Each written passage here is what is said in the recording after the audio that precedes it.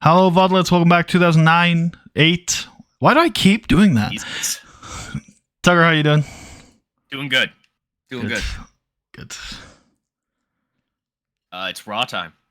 It is raw time. Raw time.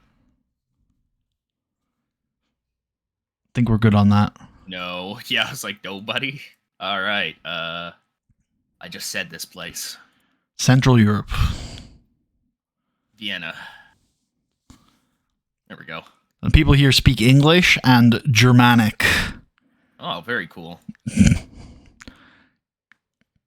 Hey, we were here before. That's awesome. I knew that. Yeah. Not here, though. No. Yeah. All right, what's going on? That seems normal. Very nice. Oh. Why is she here? Why is she here? This is Raw. I don't think we ever got to a point where she was branded. Oh, I think she should be, because there's no way she's showing up on this show. Okay, yeah. Cool.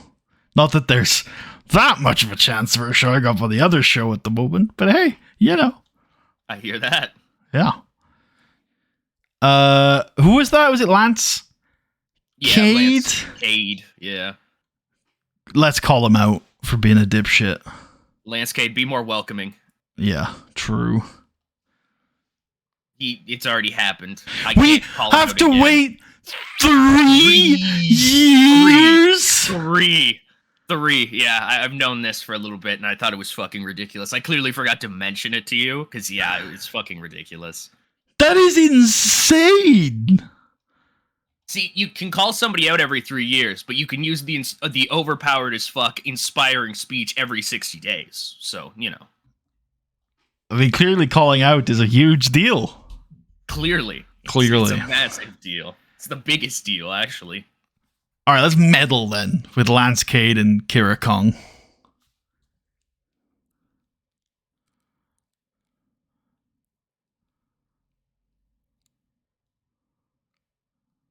Negative? No. Oh, okay.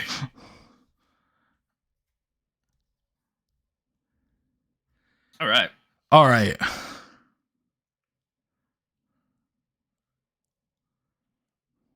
Good God. He did it. What has the world come to?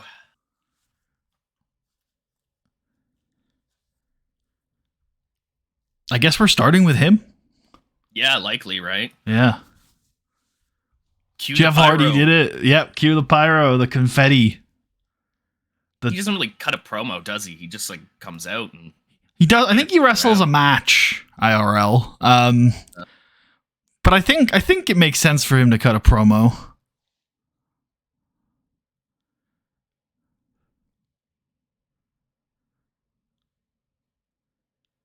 Thoughts? Yeah. No, I agree. He should thank the people. Yeah. And also, like, tell them to follow your dreams. Even if people tell you that you're not good enough. Or that you're weird. Or that you're a screw-up. You know? Life's full of second chances. And last Sunday night, I took mine. Something beautiful about the Jeff Hardy story. Just like, no matter how many times you fuck something up, as long as you're making somebody money, there's always going to be another chance. And then he hugs his brother. Oh, his brother's there? Wow. I feel like he probably should be, right? Probably. Yeah. There you go, Matt. Don't hurt my angle. Well, we can make him a background player. I feel like Matt is ridiculously good at the end stuff. Yeah. Is he over, though? Sick. No. It's not bad. Yeah. I guess in Central Europe, it's fairly similar. But we can make him background player. Probably makes sense. He's not a major part of this angle. If we want to do this in one angle, I would call it working the crowd for Jeff. We could do 2 if you We could. wanted. That's how I originally thought of it, honestly. Sure. All right, so the big championship entrance. I guess take Matt out of this one. He is going to be coming down to the ring, but like he's gonna be sneaking. Oh. Like he's not on screen. Oh, there we go. Hello? Yep, hello. What's going on? We're good. I got all that. Nothing. You just dropped for a while there, and then somehow seemingly came back up right in the middle of the exact same sentence. So I don't that really know, sounds okay. Like Discord. Hold on. Okay. Let's see if that fixes it. Yeah. Okay. How long is the Jeff Hardy Championship entrance? Should we just find out? Yeah, probably.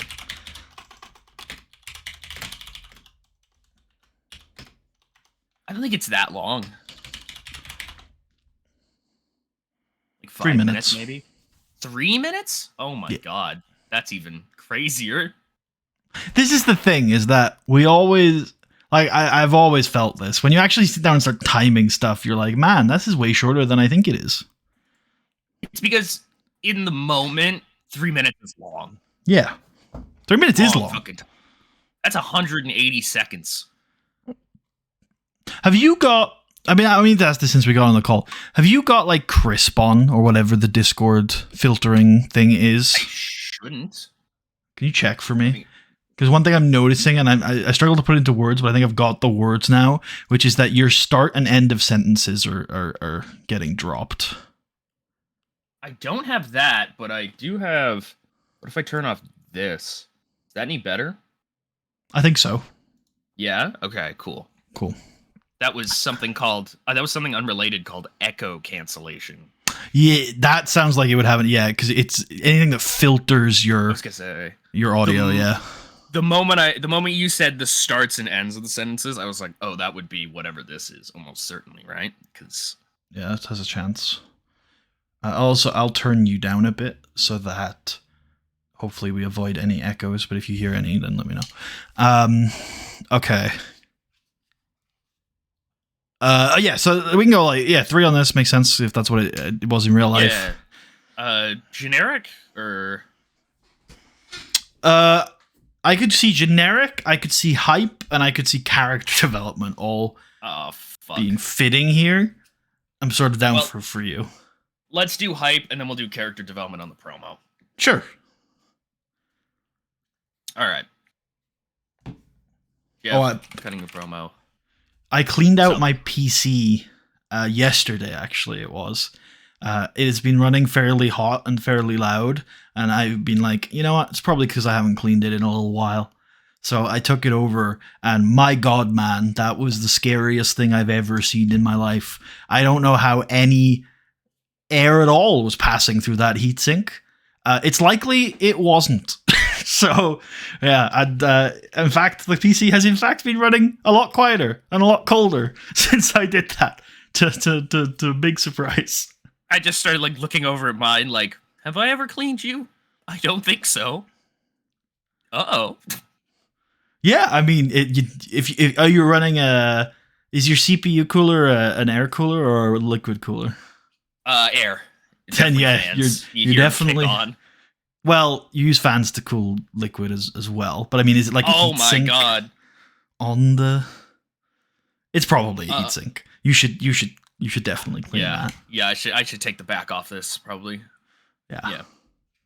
Definitely. I think it's fairly easy to do, honestly. Like I can see where it comes apart. You just probably pry that apart. It is. I think the only thing to be careful of when you're cleaning your PC is to not let your fans spin while you're blowing them, because spinning fans creates electricity, and that's not good. Right, yeah, no. Yeah.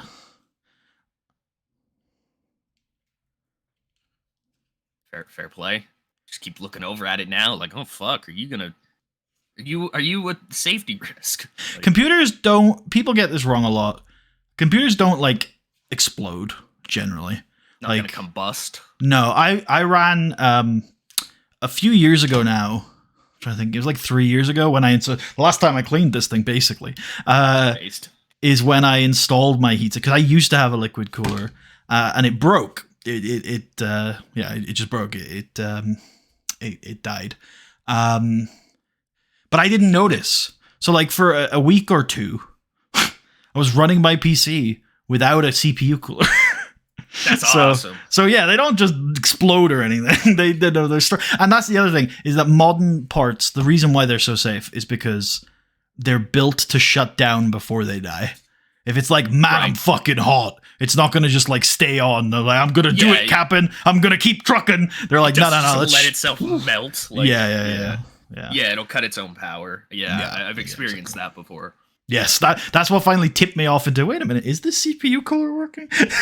Because I would log on and everything would be fine, and then suddenly my clock rate would drop from 4 gigahertz to like 2, and everything would get really slow and chunky, and then eventually the computer would just go woo and then shut down.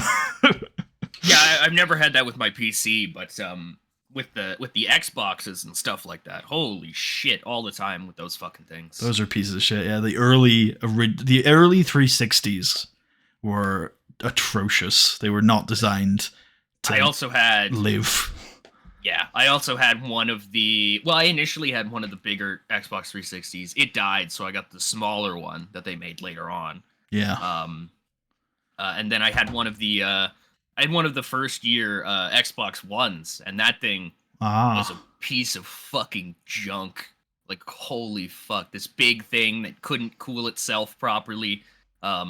I think I've mentioned this before and stuff like that. As you got later on into that console generation, more and more games would just kind of be like, I can't run on this, dog. Like, this is not. I can't do this. This is a 2015 or like 20. No, actually, no. It's like 2013. This is like a 2013 piece of hardware trying to run a video game from 2019, dog. Like, I can't do this. I feel like I got out of consoles at like the right time, because all I hear about consoles after, because I've never really owned a mainstream console since like 2009 or something, and it's like everything I've heard since after that has been like, man, these people are trying to push this hardware way too far for way too long. Well, and it's that, and it's also, at least to me with consoles and stuff like that, it's like there's a definite, since the 360 kind of years and stuff like that, there's a lack of actual fucking things. Like, you get maybe like 5 games a year, and like that's pretty much it, because they're so expensive now. They're so they can't fucking slightly, on a tangent there, but I feel the Xbox. You said, go ahead. I was saying, you talked about getting out at the right time. And after the 360 generation, these things have slowly over time become more and more and more for like 2 things. You own the 2 video games on the console, and that's it. Well, no, I mean, I don't know a lot about it, but I know about it from the PC side, is that Xbox have their Game Pass, which is a pretty great gaming service, if it's as good on Xbox as it is on PC. It probably is, honestly. I'm thinking of like non-first party titles, I guess I'd be saying. Well, there's loads of non-first party titles on Game Pass. It's kind of the point. Oh, I guess you're right. So, I don't know if I agree with you on the expensive thing, although I do think big AAA releases are really expensive these days. Unsustainable. We'll collapse the industry, like, entirely. And I guess also, before we move on from this, I should mention that even during the generation that I was playing consoles, it's important to note that the PlayStation 3 was also a fucking piece of shit. Yeah. Hardware-wise, like, really unoptimized and poorly used. Like, so, yeah, to the point where, like, Fallout New Vegas on the PlayStation should not have been sold as a game. Just did not work. I would have only ever played with, like, the post-2010 PS3s when they were a little bit better. Okay. I cannot imagine the initial, like, 2006 version. Like, my PlayStation 3 was like a PlayStation 1 virtual console, basically. Yeah, I played like Final Fantasy 7 on it or something. Yeah. That was There basically was it. about a year where the PS3 was my main console because I didn't have a 360, and then I got a 360, and that was it. I can't remember what it was. I bought the PS3 because it had some logistic shooter on it, and I'm like a logistic shooter nerd. And it was like 40 on 40 or something, which for consoles at the time was like a really big number of players. And then I played it and I was like, this console can't handle this. So I was like, okay, I guess I'm going back to Planet side. And so that's what I did. Yeah. Planet side. Wow. That is a reference. Yeah, it's a great game. Great game. All right. This is 2 minutes, I think. Cool. Do you want to name this part? Sure. Jeff Hardy says words. Wonderful. Amazing. Do we give him a win? Big win? If his storyline's still here. That's a good question. It is, I think, this one, right? It is possible. Yeah. Well done. Oh, fair enough.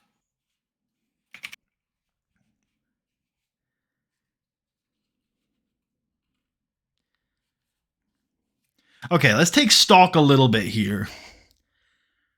Batista is going to cut an angry promo.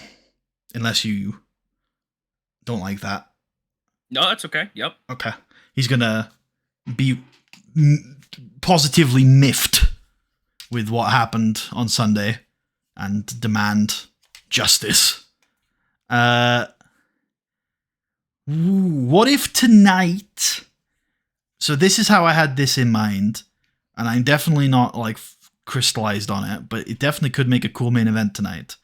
What if tonight we main event with Randy Orton versus Ted DiBiase, and Ted wins through some serious shenanigans. What they are, we'll figure out at the time. But it annoys Randy enough to demand a rematch, which will occur next Saturday. And when Randy wins that, it will earn him a title shot. I dig it. Okay. Let's do a graphic for that main event then, if you're down for that. That's Orton, Batista, Charlie, Ted.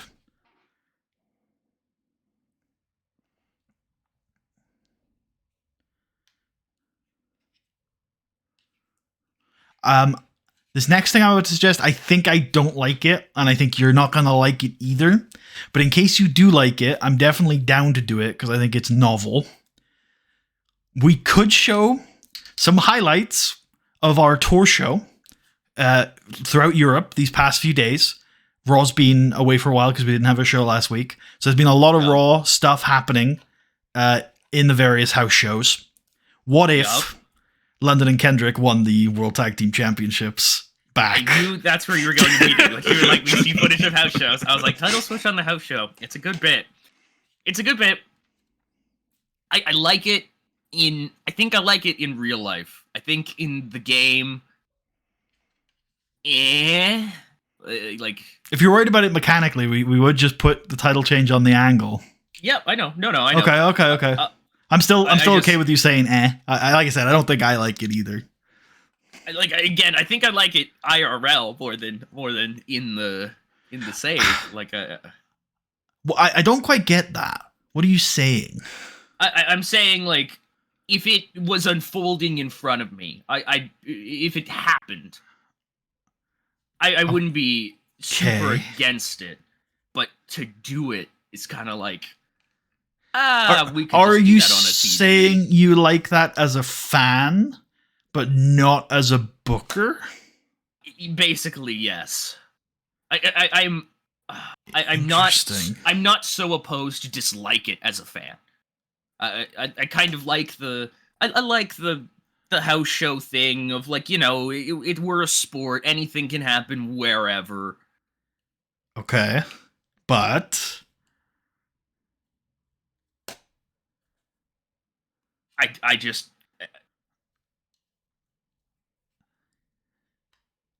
I would rather use the content for TV, but I mean, I don't know how noticeably different the content's gonna be. Like, so We're- what's the thing here? Like why are we doing this? Why would we do the title change on house shows? Or that quickly to begin with? That quickly to begin with is sort of up in the air. Like, I don't necessarily think there's any virtue in a quick title reign. Yep, But no, as a wise man once said, it shows that the division is super competitive. you bastard. And anyone can beat anyone else. That would be if there was a third team that came in now and beat the champs. Okay. Well, we could do that. Say hello to BDSM. That's literally who I thought of too. I'm like, we should go to Tag Balsanu manga. It'd be based.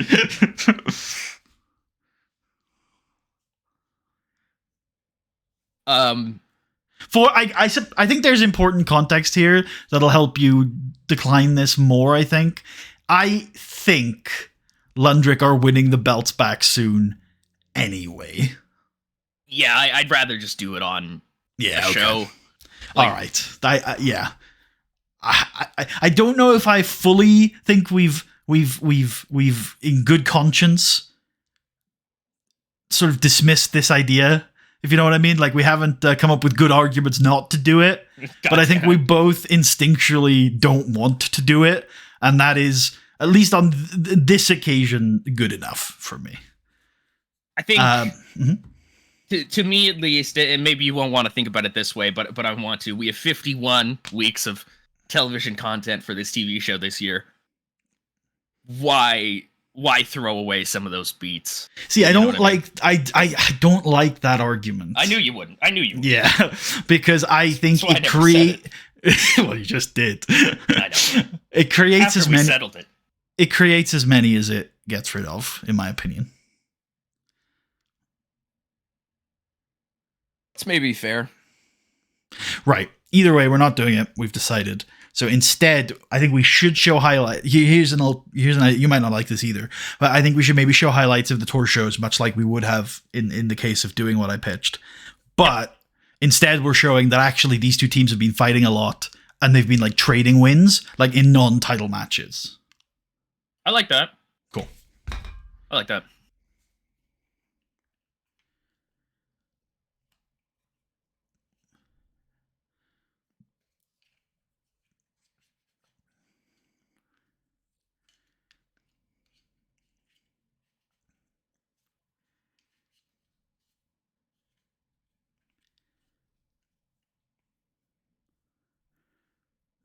Cool.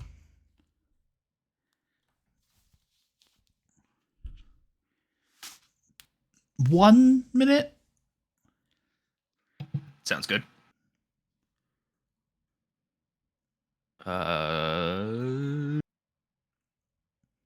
Seems generic or storyline development to me. I do wish there was a content type that was like recap or something. Yeah, I could see that. All right, and that so many times.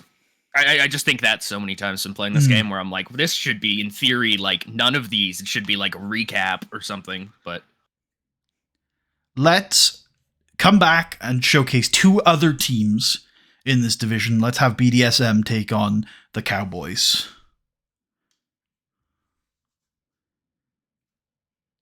Or Regal and Henry. I think the Cowboys is the play. Yep. Yeah. I'm down. Okay. Cool.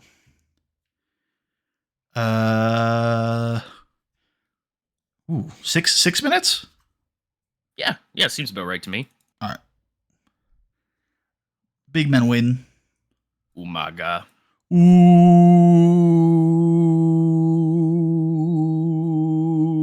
Umaga. Okay, so we've got Orton, DiBiase, Charlie, Batista, Cena.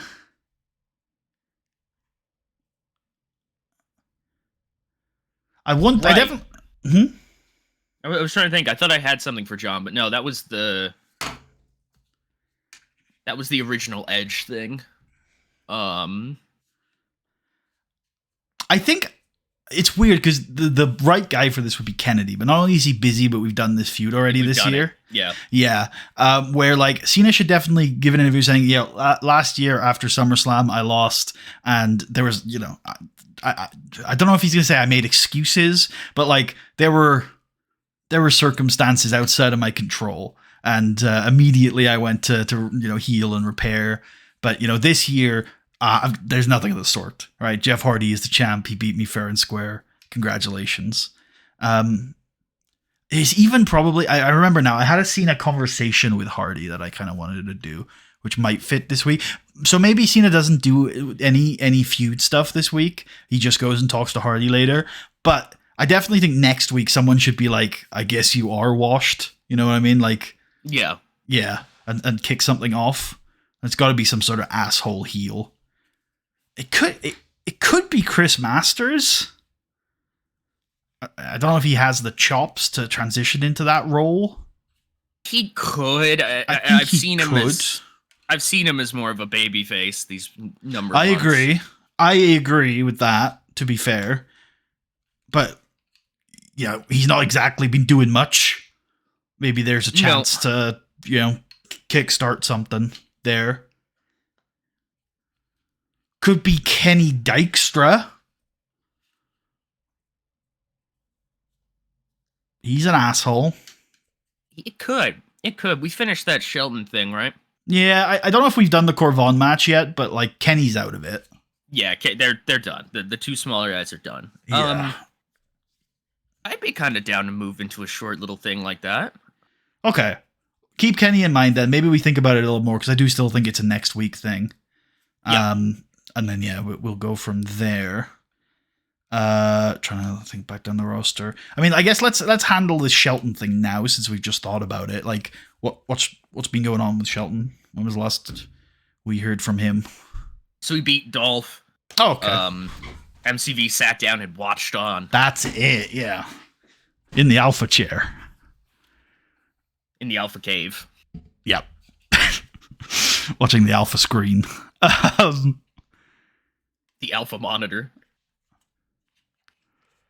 How do we get to MCV versus Shelton? SXB. There's no this is not doable or achievable. I'm like, should rename gorilla position the alpha position.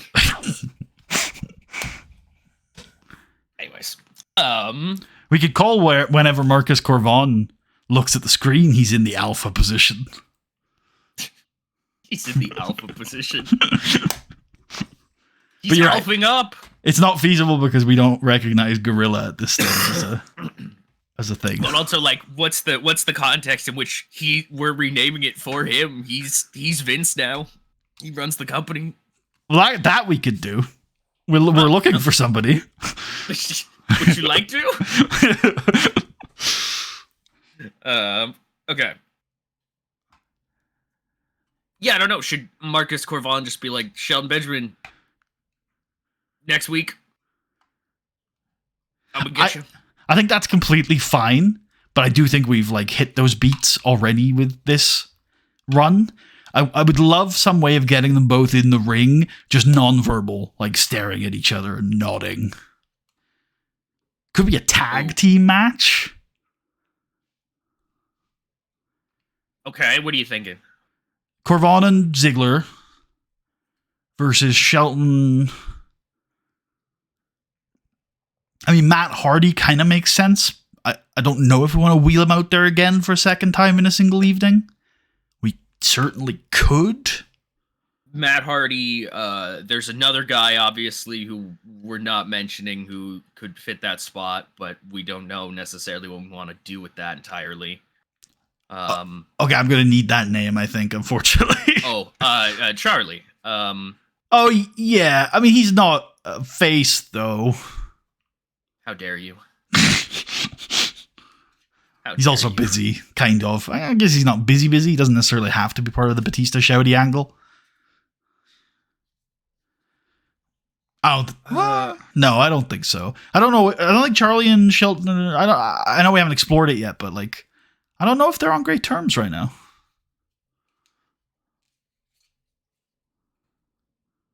trying to think of anybody else.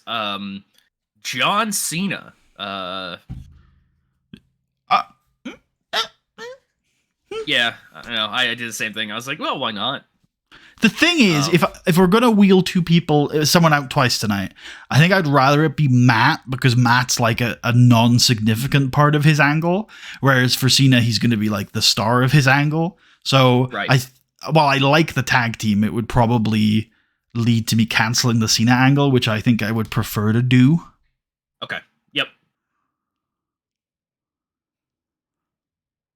Are you cool with Matt Hardy? Then. You're cool with Matt Hardy? Same. Yeah. Then yeah, same. Yeah, cool. that's fine. Right. So that's handled. That's our next. Not our next match, probably the one after that. Our next match should probably be something to do with women. And speaking of women, Beth and Mickie James. Hold on, I have to send somebody away. Sure. I don't think you can do that. I can, well, sure, but I can brand her and she'll stop showing up on lists. Cool. Yeah, Beth Phoenix, Mickie James. What's happening? Oh yeah, right. She interfered, lost her the title. Yep. Maybe someone should interview Mickie James this week and ask her why. I like it, because I was gonna say, I feel like Beth doesn't want an explanation. She just wants to, like, she's just like, all right. I didn't come out here for an apology. Yeah, I come for your soul. Yeah, basically that. Yeah. Okay, so why don't we do that interview now? Why don't we have Alicia Fox? Sure. Ask her, Mickie James, it's now been 8 days since you cost Beth Phoenix the women's championship at SummerSlam in Moscow. The question on everyone's lips is, why? 13 days ago, 9? Beth Phoenix. 8? No, 8 days ago. No, 13. I'm talking about the Raw. Oh, okay, sorry. That's a strange. I feel like that's still you're right. Admit that. I think that's a strange turn of speech. Rather than saying, wait, if it was Raw, it wouldn't be 13 days ago. It'd be 14 days ago, right? Oh, you're right. It would be. Yeah. And then in 2 weeks ago. 2 weeks ago is exactly what I was about to say as the more natural sounding phrase. Anyway, how many hours would that be? To the minute. 800 hours ago. I 2 weeks ago. Yeah. 2 weeks ago, Beth Phoenix left and injured Mickie James in the ring after their tag team match. She didn't even check on her. Is she speaking in the third person right now? Well, you listen, all right? I'm summarizing being the character. Okay, all right, okay. All it was. And yeah, Mickie James essentially says that, oh shit, what was the thing with this? It was like somebody else. Oh, it was like Trish, duh. Like Trish had done to her. She'd once again been left in the dirt, forgotten, by somebody who she thought of as a friend, as an ally.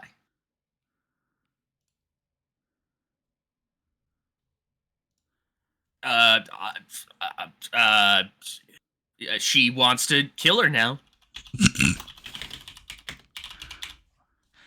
Hold on a second. I'm going to see if I can add anything more to this.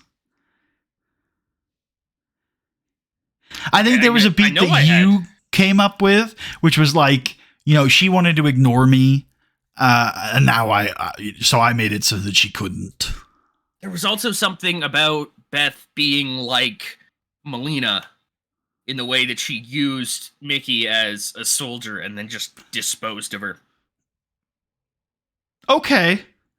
My only concern with that, and again, I think we've gone over this before with some characters, where I'm fine for heels to be wrong, but I do struggle sometimes when they're so ridiculously wrong that it's almost like, how do you even come to that conclusion? Also, I feel like it's contradictory if we want to go down the path of you use me versus you didn't want to team with me. It's like, I feel like you have to pick one of those two. You can't be like, you wanted nothing to do with me, but you also wanted to use me. Do you see where I'm coming from on that one? I do, but I think at the exact same time, that's exactly what I'm going for here. Like Beth, Go on, explain more. See if I can come around to it. Beth used her help and stuff like that in that tag team match. I guess the tag team match But is she not didn't. enough stakes. I also I don't see it as Beth using her help. Like, I'm pretty sure we pitched it as Beth, like, never tagged out until the end and then lost. I think you might be right on that. Yeah. Like, maybe that's where it's coming from. Like I Mickey James, like, I didn't help Beth at all. They weren't allies. They weren't friends. Beth made it very clear that they were not, that she didn't want to be her friend or team with her. And that's why Mickey James is pissed. That's what it was. Yeah. That's what it was. She wanted to mostly ignore her in the tag match. Yeah. And in life. Yes. Okay. Perfect. Okay. I feel like we need to reset and do this again. No? No, well, you're right. I just am. What are you struggling with? Because I think this promo sets up the whole feud. So I think it is important that we get it right. I'm just trying to think here. And I do want you to be the voice of this one, because I do think it's more your style of angle. It's a bitter, angry person being bitter and angry. But, like, yeah, I feel like there were a few things that we should hash out first. Okay, so why Mickey James did you attack Beth Phoenix and cost her the women's championship? Yep. I did it because then I could not be ignored. Yep. For too long now, with two separate blonde women, have I been ignored? Have I been made a fool of? Have I been mocked by the people out there? In regards to the fact that, oh man, maybe I'm just not good enough. Maybe I'm just not enough for these people. I went to Beth Phoenix wanting to be friends, wanting to be allies, wanting to help her out in a situation where she was facing insurmountable odds. And I do mean insurmountable because she did lose her championship in that triple threat, just like I thought would happen. She needed my help. She didn't want my help. Same thing happened with Trish Stratus. In the end of the day, what happened to Trish Stratus? Where's she right now? I'm here. Cool. Yeah, I like that. Yeah, Beth Phoenix. I'm gonna. No, not even Beth Phoenix. I'm gonna kill you. Beth Phoenix. I hope you remember this. What about? I hope you don't forget this. Be a better line. I think to solidify your Trish point, because I think it's a little flimsy because of the fact. I mean, obviously, if you think about it logically, Trish obviously had a much longer career. But I think you can bring it home by bringing it back to Beth by doing something like, Beth Phoenix, I was here long before you showed up, and I'll be here long after you showed up. Because as much as everyone around here hates to admit it, I am the heart and soul of the Raw Women's Division, and I will outlast you. I like that. And also, though, I don't want Mickey to challenge Beth. Yeah, I think Mickey's proved her point. I don't think what I said was challenging. I don't know if you were responding directly. No, I guess you're right. I guess you're right. I just, the way, I forget exactly what you had said. No.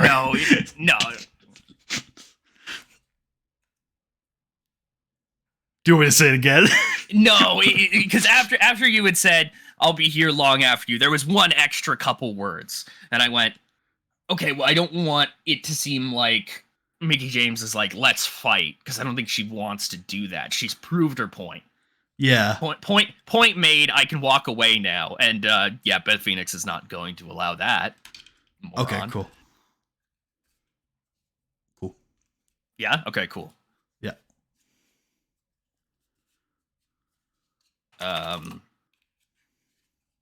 Nikki explains what she has done. Good. Claims to be the cucaracha of the women's division.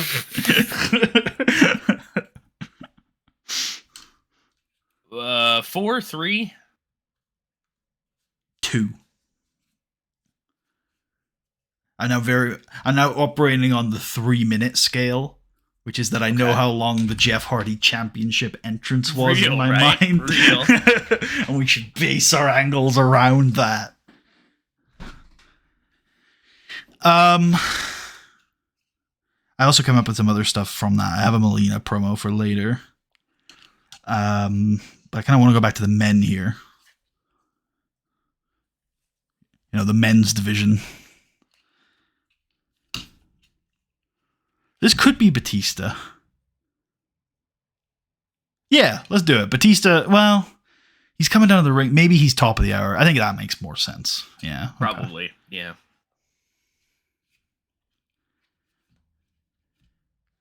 Is it time to wheel out Tommy Dreamer? You Find got Tommy Dreamer content? Ooh, we might do after, but you've just because you said the word content. I feel like this is the spot for Mr. Kennedy. What did he do last week? Actually, why don't we look at the storyline? I feel like it's going to show us. I think the storyline here is actually going to be helpful. Right. Okay, it needs to escalate now. I think Amy Weber needs to start going after Mr. Kennedy in some way. We missed out on the Austin angle at SummerSlam. What was going to happen at SummerSlam? Kennedy was going to bring Amy Weber out so we could cut a big promo, and then Steve Austin was going to come down and stunner him.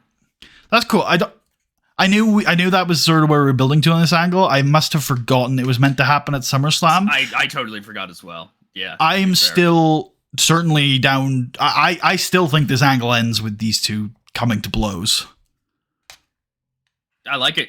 Yeah. But yeah, I still think that's where this angle goes. I recognize that SummerSlam probably was the better show to do it on, but hey, we're not that far from Survivor Series. Team Kennedy versus Team Austin? But Austin, I think it's got to be Team Weber. Let's be real. Okay, I see that. I could see that. My idea otherwise for this is that she needs a champion of some form. I like the team idea. I think that's a nice Survivor Series match. I do wonder whether we can get Steve Austin on the team. Or maybe Jerry Lawler. Maybe he's easier. Jerry will do it, I think. If Jerry will do it, because I know Steve we would have to somehow gimmick. Yeah, no, I think we can do that. No, he's an occasional wrestler already. You don't have to click that. Oh, okay, yeah, based. Can you just click? Yeah, there we go. Cool. Yep, yeah, we can do it. Cool. And Taz won't do it. Oh, he's a beast, actually. He is kind of based. Yeah. So yeah, I think Amy should be going after Kennedy here. And my first thought, and I don't think this sounds a little hokey, but I think it lands, is that Mr. Kennedy gets informed today. He's on his way to the interview area, and some extra hands him a notice. And he reads it, and I don't know how we convey to the audience this is what's happened, but it's a notice that he has been indefinitely suspended from the interview area. I like it. I like it. I wonder if we do it next week. What do you want to do this week? What if we had the interview team lure him into an interview where they're gonna dump slime on him or something, and embarrass him, and then he can get mad and wreck the interview area, and then that's why he's no longer allowed in the interview area. Okay, so first things first. So before I tackle the actual angle pitch, because I think I've seen the source of it is the Tucker. Oh, have you? Maybe Not the okay. inspiration. The I source. thought you meant there was a specific angle. I was like, I don't know what angle I'm pulling from. Not the inspiration. The source. Why you've had to come up with this angle is because you were like, he cannot be banned without reason. And so let me explain to you why I thought he could be banned without reason the first time. It's because Amy Weber has an inordinate amount of power. It was less I need to justify them banning him, and more so me adding that along to your thing. The actual thing was I wanted Amy to get one over on him one time.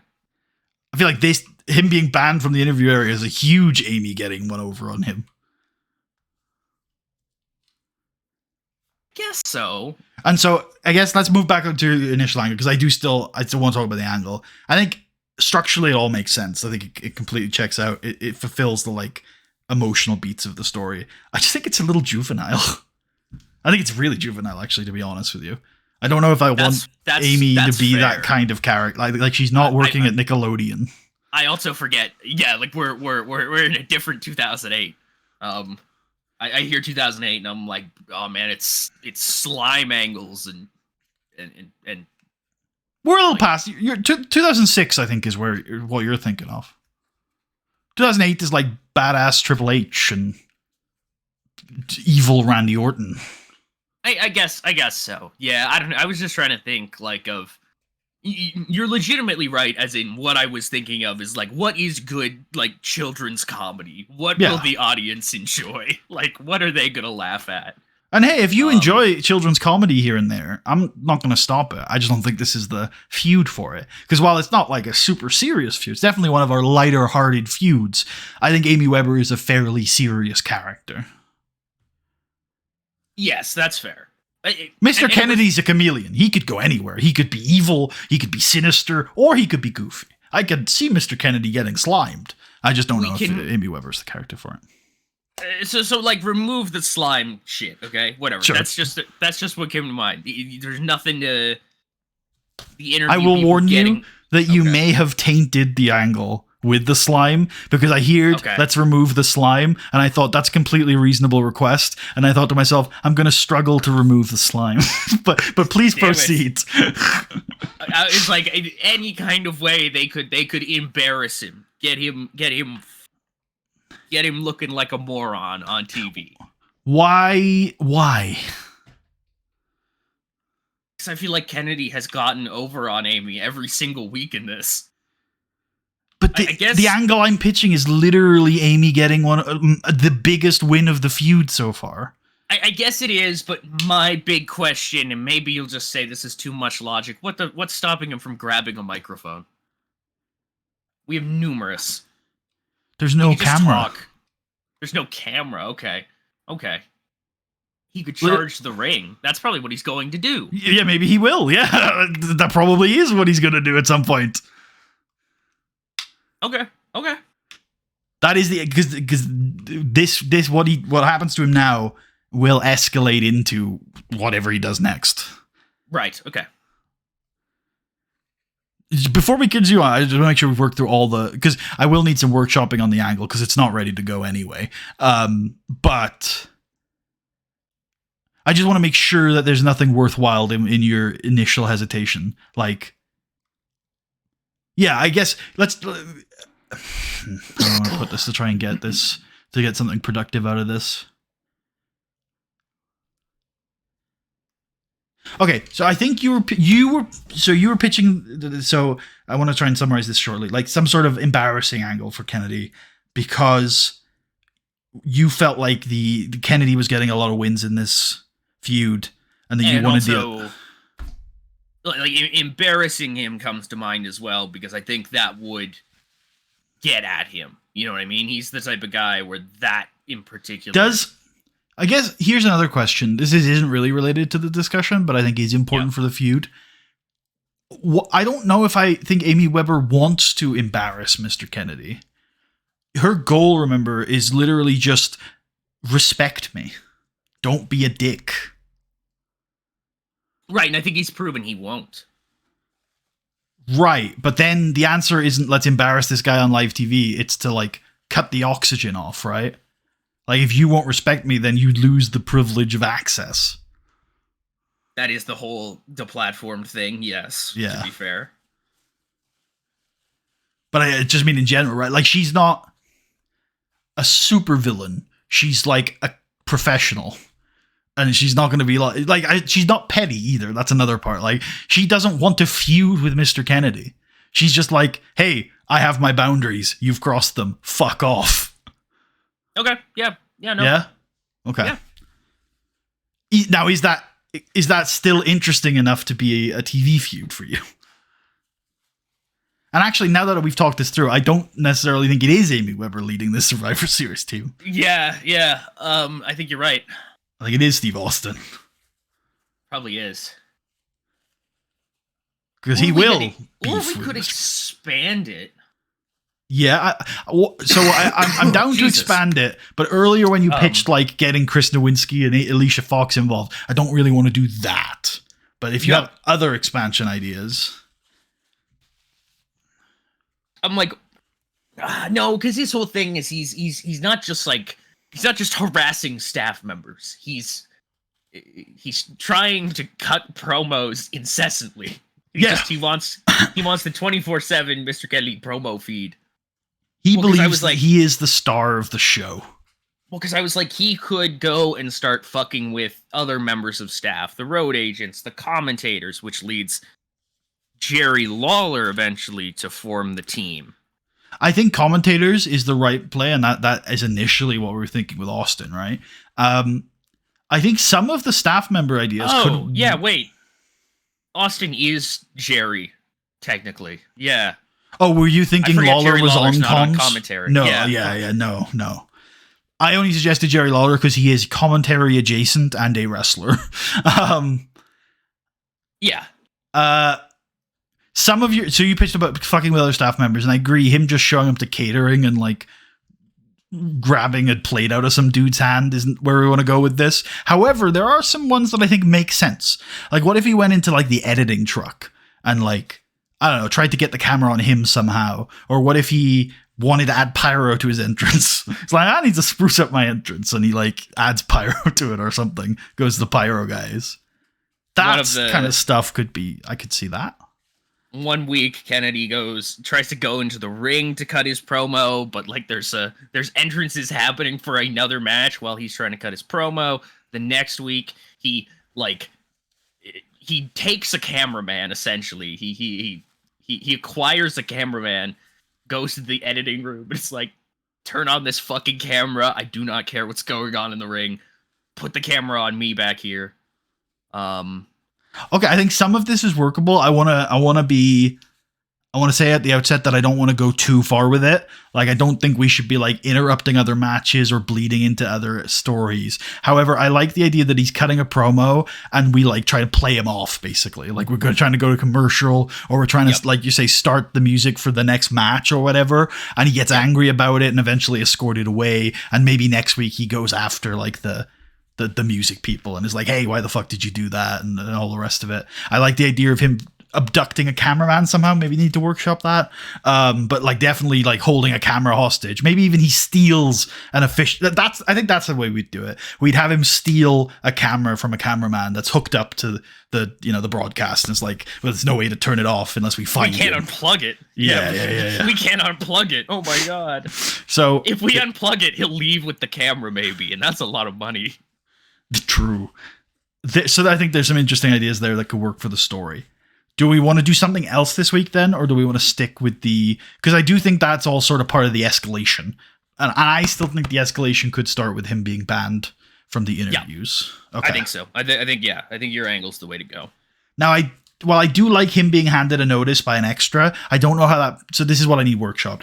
I don't know how that plays as on a television segment. I think it's really different. Like, unless we had some sort of editing where he has an internal monologue of him reading it that we play, which is dumb and doesn't work on this show, then I don't think it really lands for people to like excitedly find out what's being written on the notice.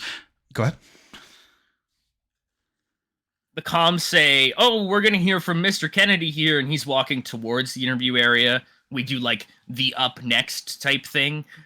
Somebody comes in, hands him a note, and he's like, what the fuck? What? We go to commercial, we come back, he's in Teddy Long's office, and Teddy Long is explaining to him why the note is what it is. That's how we convey to the crowd what the note is. Bang. Good idea.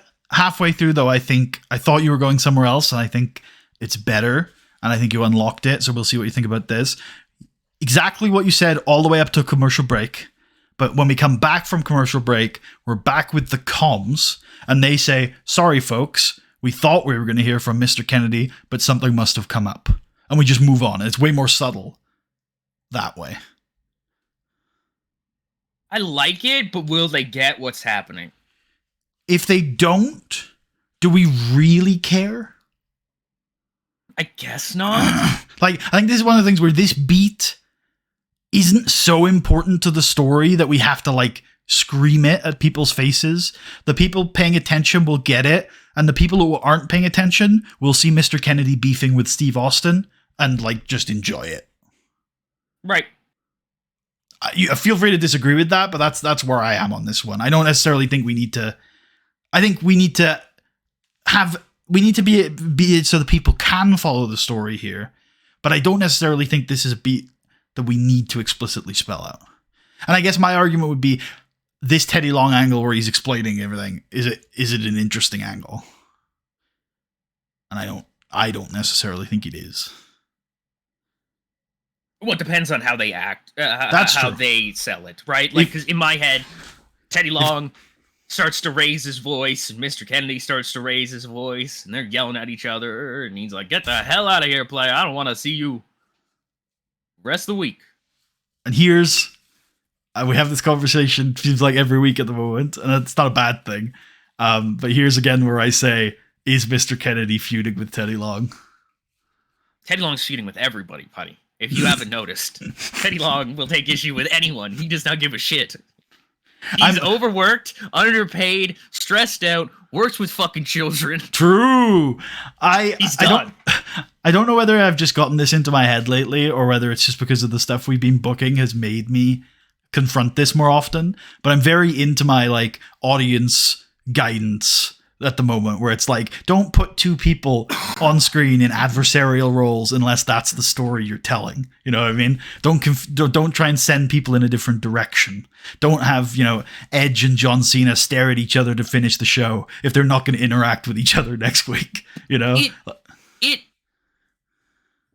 most unfortunate part, buddy, is when I think about it, though, it does make total sense that this would eventually be a Teddy thing, because he's fucking with all his employees. All of them. You're fucking around on my show. Yeah, he's going after. Sorry. Hold on. I got confused. I thought you were saying Teddy was fucking with all of his employees. It's like, yeah, is that what you're going for? His employees. That's what he does. No, Mr. Kennedy's fucking with all of Teddy Long's employees, and he's like, I have had talks with the interview folks. We have banned you from the interview area because I do not want to deal with their complaints anymore, playa. So, again, though, I've got to stop you and say two things. Because, again, everything you said makes sense. To be very clear, it all completely makes sense. But two things. One, we've done Mr. Kennedy versus Teddy Long a lot before. Literally. That's true. That's true. Two, if you really think about it, is Mr. Kennedy versus Teddy Long the most interesting feud of this section? It's just not, is it? We'd rather have him feud with Weber and Steve Austin. That's just way more interesting to me. Yes. So just keep him away from Teddy Long. The boss has no clue what's going on. That's not what I'm saying. I know. When I phrase it like that, it's a moment I said it, I was like, such an asshole thing to say. I should not have said No, that. I mean, again, it's important to say this because, again, I think it comes back to the thing we had about SmackDown and the general manager, right? Like, I think for you, sometimes if it's not on screen, it doesn't exist. Whereas I'm very much like, just because we didn't say it on screen doesn't mean it's not happening. Right? Yeah. I don't know if that makes sense or if I need to say that in a more clear way. But, like, I guess that's the central point. Just because it's not being shown on screen doesn't mean it's not happening. Yeah, no, that's fair. That's fair. I think that's actually fundamental that we agree on that. Otherwise, we have to book a completely different show. Because there's so much that is contingent on that. Our new Raw intro is a 2-minute angle where Teddy Long sits down at his desk and says, And "Here's books the all card the I booked matches. for tonight, player." Yeah. And we have to show every single person arriving at the. No, I mean, to be It's clear, very dry. You can hear like a fan in the background. to not take it to extremis, that's not what I'm saying. I'm not saying that if you disagree with that concept, that's what we'd have to do. But I would just mean like, there's so many implicit things we do that we would have to become explicit with. And I'm not saying that's a bad thing. There are wrestling shows that are booked like that. Sometimes our show devolves into that, especially when we're around tournaments and stuff. But like, I think it's important. Not important, because that implicates it's good. But I think if we're going to book the kind of show that I tend to book, there needs to be some sort of implicit recognition that like, some things sometimes fans just have to think for themselves how things happened. And we're okay with them putting their own answers into the product. Sometimes. Like, how is The Undertaker an undead wizard? Kind of up to you. Your story is canon. For you. I think I might have given a story to that back in 04. Yeah, I know. Because this is the original conversation we had about this. This is why I bring it up. I don't remember what you fell down on the end, but I remember you going back and forth between, man, Putty, I really want to explain all this, and me constantly trying to tell you, trust me, it's way better unexplained. And because this was all like the proto like 02 idea stuff as well, where The Undertaker was a zombie who turned back into a man who died and was sent back by essentially God to punish the sinners of wrestling. On that note, I'm deleting SmackDown from the title of this stream real quick. just for posterity's sake. No, we'll see. No, we won't see. I don't think, unfortunately. Okay, fair enough. We're already an hour into the stream. I'm enjoying myself. Let's chill and finish this Raw, but I don't think I want to do SmackDown tonight. Okay, fair enough. Yeah. But it doesn't mean getting long. Fuck. Tucker, Raw was not the long thing of, well, Raw's partially the long thing of this stream, but I would say Raw's about half of this stream so far. That's fair. Fair. But I feel like everything that we've talked about is in and around this, outside of the Xbox conversation. Which even then, I think we should have time for conversations like that sometimes, especially when we haven't streamed in like a week. Yeah. Shit. Okay, so do we want? Okay, you wanted to do it. You wanted to do it where we cut back to the comms. I said, let's get Teddy involved. Let's just do the comms thing. That's easy. It's still your pitch all the way up to the commercial break. So to recap, it's the comms throw it over to Mr. Kennedy. We're going to hear from him right after this commercial break or something. And then we see Kennedy receive a note from an extra, read it, and go, oh, fuck, you pieces of shit. You can't do this. And then you can't do this to me. Yeah. We cut to commercial, we come back, and the comms say, well, I thought we were about to hear from Mr. Kennedy, but something must have changed. Instead, we've got some women's wrestling action for you. So I think this is about a 3 minute parts? each here. Yeah. 3 parts? How many were you thinking? 2. Okay, so I think I know what the missing part is then. I was going to go 1, the commentators throwing to Kennedy, 2, Kennedy reacting to the note, 3 coming back from commercial break. In my head, we are seeing Kennedy walking towards the interview thing as Jim Ross is like, oh, we're going to hear from Mr. Kennedy up next. A little up next thing comes up in the corner. Acceptable. He gets the paid. Yeah, it's all one thing. Yep, acceptable. And then Jim Ross, Steve Austin, segment host, Mr. Kennedy off screen. Yep. Who knows what the hell just happened? And I agree with you. Both a minute. I agree with you, yeah. We're going to go with, I think storyline development both. Yep. Tease on the first one, I would say. Okay. Yeah, I like that. They're teasing an interview. I think that's the perfect sort of... I think, and we talked about this, I think, last time, but I think the before commercial break segment is the perfect tease segment. I like it. I like that. That's a good call. And I'm calling this just he's been banned from interviews, so we know what the hell it is. In the future. When the stupid people in the audience read the script, they'll see what happens. Yeah, they'll be like, "Oh, I see." Yeah, when they get the Meltzer write up. Yeah. I want Victoria to fight Katie Lee. Okay. Seems acceptable. Yeah? K there. I want this to go 3 minutes. And I want Katie Lee to get a flash pinfall victory. Holy fuck. Yeah. Ah, man, I'm gonna fuck around. Okay, let's come on. No, because you won't like it. You won't Come like on. it, No, come on. Ah, I said, where is Kay? And I was like, oh, fuck, man, we should just call her Dangerous Kay. Dangerous KT. How about that? Victoria. I'm completely blanking. What is that a reference to? Oh, that's Kawada. Yep. Okay, I remember now. That's kind of based. Actually, in my head initially, I had Lil K in my head because that's Kenta, and I was like, no, that one doesn't work as well. Man, Victoria's still pissed, eh? Okay. I think we kind of care, but yeah, let's see if we can get her around to it. Jesus. I mean, there's definitely a version of this where Victoria does all the moves. Okay, well, we're just being a bitch. Yeah, can I? She's a woman. That's mean to say.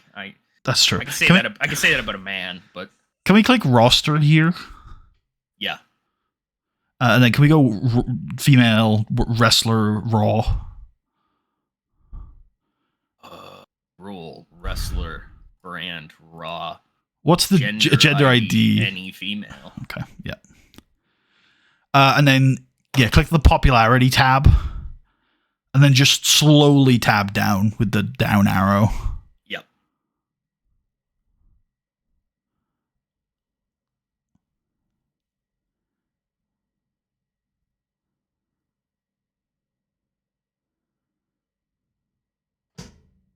Oh, what the hell did they do to Mickie James? Hold on. She's old. She's older now, Tucker. You simply must accept the changing of time. I have an older picture, and it looks great.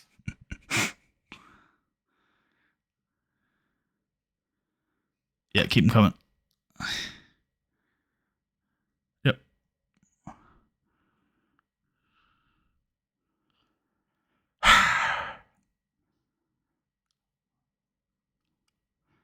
Keep the protect on her, pay her off afterwards. Yep. Unless you disagree, I'm totally open to talking about. Okay. No, I'm cool to try to like.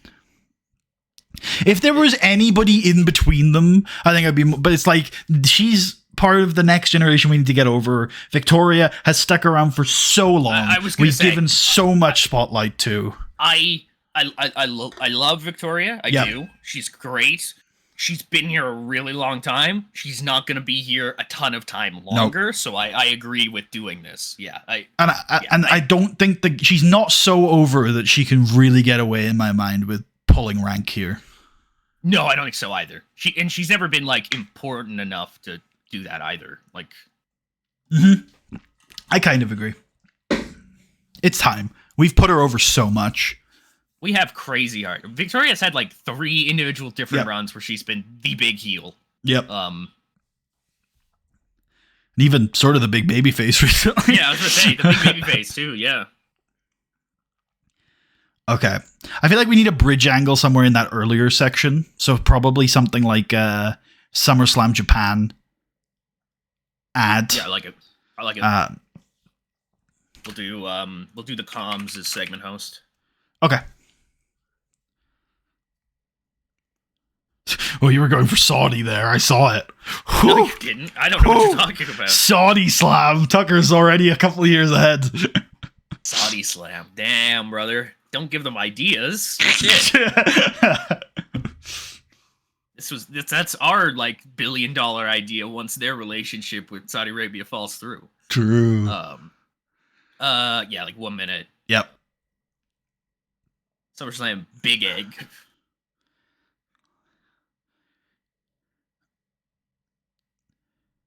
Between Mickie and I see Kennedy. it up here. And then also in that section, 2 minutes, Batista working the crowd as he arrives in a suit and sunglasses, and then a camera comes by and he just fucking pushes it away. That's awesome. He looks Character like a development. man on a mission. Yep. 2 minutes on this one.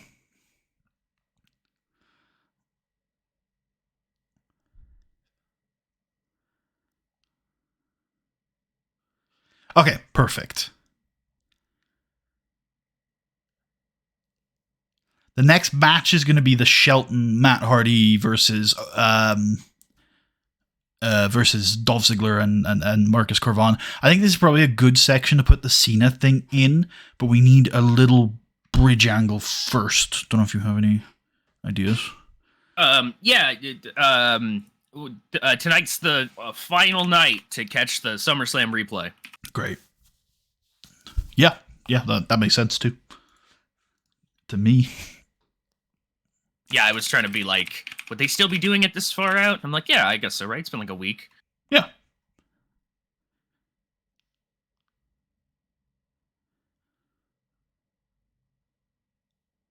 Although, interestingly, this would probably be one where we wouldn't do it on the show. It would be edited in after, because then we would do it regionally to show where you could get the pay-per-view in your specific region. But that's fine. I don't think we necessarily need to change the level because of that. Oh, yeah. So, John Cena catches up to Jeff Hardy backstage. They bump into each other. And he says, Jeff, last year after SummerSlam, I found myself in a situation where I had lost the WWE Championship to someone who was winning it for the first time. And I was in a lot of pain. And I was pretty hurt. I needed a lot of surgery. And looking back now, I think I made a lot of excuses. Quite frankly, Jeff, even if I wanted to, I don't have any excuses. Last Sunday in Russia, you did it. You got to the top of the mountain. Now, a lot of people are going to tell you, just like they told me, that getting there is the easy part. Winning the WWE title is the easy part. Keeping it is the hard part. Now, I don't think you need to hear it from me, but in case you do, that's bullshit. I know just as much as you do that getting there is damn hard. The work you have to put in, the luck you have to get one opportunity, and for that opportunity to happen to fall on the night where you're the best version of you, it isn't easy. I know just as much as you know what it takes to get to the top. And last Sunday, Jeff, you got to the top. What happens next isn't harder. It's just different. Because you've gone from being the underdog, the guy everybody doubts, the guy everybody underestimates, to the WWE champion. You've gone from the outsider to the man. Now you've got a target on your back, Jeff, and everybody in the back, one of the toughest locker rooms I've ever seen, filled with sharks just waiting for you to slip up. He's coming for that WWE championship. But you can keep it. You can hold it. And you want to know why? Because you won it. You've gone through the hard part. You've climbed to the top. You've done everything that you've needed to do to become the man who is the WWE champion. And that same man can stay the WWE champion. But there is a long line of guys who want to knock you off that perch. And I'm not going to sugarcoat it, Jeff. I'm ready to get back in that line. I'm coming back for that WWE championship, so you better be ready. And then Jeff can say, I'm looking forward to it, John. And they shake hands and Cena leaves. So, yeah. Any additions, changes? I think it's pretty good. Cool. Yeah, nothing I can think of. Yeah. 5, I think, on that. Yep. I think I've realized in the course of booking that as well, one of the attack ads the heel needs to have next week is this idea that like even big match John couldn't beat Jeff Hardy. Got him. I like it. Cool. Storyline development? I think it's character development. Yep. I wonder whether this ends the storyline. It could. Yeah, I think so.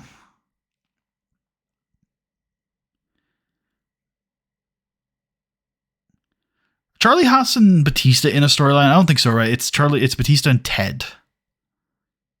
It'd be past versus present, I think. Charlie's okay, also there. Charlie's in it. Okay, cool. Probably want to rename that Your Heart's Not In It after this show. I like it. Cool. Backstage, Christopher Nowinski asks Melina, Melina, all the odds were against you last Sunday. You were facing off against two of the biggest stars in the history of women's wrestling, and you came out on top as the Raw Women's Champion. Is there anything you'd like to say? And Melina's gonna slowly tilt the mic towards her mouth lazily as she has the Women's Championship over her shoulder. She looks directly into the camera and she says, "I'm not surprised, motherfuckers. I told Beth Phoenix she was walking out of SummerSlam without the Women's Championship. I didn't care who won it. But at the end of the day, there was only going to be one woman walking out of SummerSlam as the Women's Champion. It is the generational diva, the one and only, the creator of M&M, Melina, who is at the top of the women's division once again. And when I give my Hall of Fame induction speech in a few years' time, the number one person that I need to thank in that speech is Mickie James. Because for not the first time in my career, I have benefited from her presence here in the women's division. So thank you, Mickie James, for all the help that you've given me over the years. I tried to assemble so many allies and lackeys over the last few months, from Victoria to Talia Madison to Serena Deeb. But you know what? The lackey I needed was here all along. So thank you, Mickie. You've been so much more useful than any of my other minions, and I appreciate all of your efforts. So I'm back on top. There's no Trish Stratus. There's no Nat Hart. And you know what? Beth Phoenix is probably going to get obsessed over Mickie James. So I think I'm going to be women's champion for a very, very long time. Wonderful. I love Melina. Great. I know you didn't intend it, but the Athena stuff in there is, ooh. I definitely didn't intend it. No, I know you did. Like, you even use minions, the whole damn thing, man. That's her whole gimmick. I'm like, wow. Melina has a second life now in my brain as 2008 Athena. Nice. 4, I guess? Yep. Cool.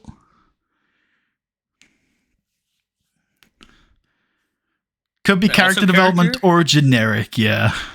Let's go character. Cool. I do think Melina has a second life in general. I think, Revolution is over. She's just won the title. She's feeling pretty good right now. Tag team match. Oh, yeah.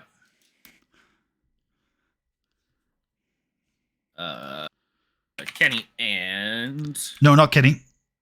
Dolph. Yep. Cool. Because we have ideas for where Kenny might go. Let me put my Discord on DND so my laptop doesn't make that noise.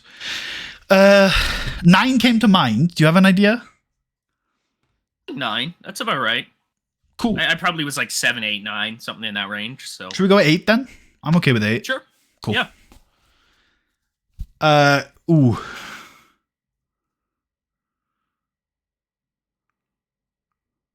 I'm thinking either Dolph Ziggler beats Matt Hardy, and that way, neither of them are involved, and so in the aftermath they can stare at each other, or Shelton beats Dolph and then stares at Corbin. I probably like that more. Yeah, Cool. That's where I was going anyways. So cool. I think steal the show. Sure. They are here to show the world. Real. Yeah. And then stare down. Yep. We could do this at Madison Square Garden. Yeah, we certainly can. Cool. That's 3 matches booked for that show already. Not actually booked, but in our heads. 2? 2? Yeah, there we go. Yep. Uh, I think just generic for this one is the way I'd go.